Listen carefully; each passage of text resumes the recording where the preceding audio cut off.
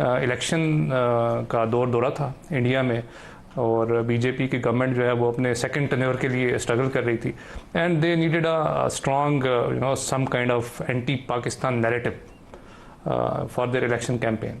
And there came the incident of 14 February, जिसमें उनके 40 soldier मारे गए, एंड फिर उसके बाद रिवेंज वाज द बज़वर्ड। तो 14 फरवरी को जब ये एक हम तो कहेंगे फॉल्स फ्लैग इंसिडेंट था, और ये हमेशा से उनके नैरेटिव में रहा है कि जब भी कोई इस किस्म का हाइपोथेसिस अनफोल्ड होगा तो there will always be false flag operation followed by the buzzword of surgical strikes and revenge. तो इस इंसिडेंट 14 फरवरी और 26 फरवरी में जो 2 हफ्ते का गैप था, so practically there was no surprise.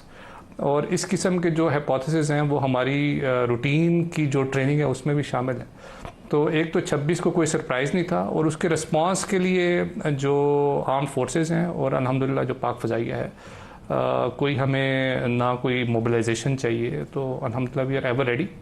तो it was like routine for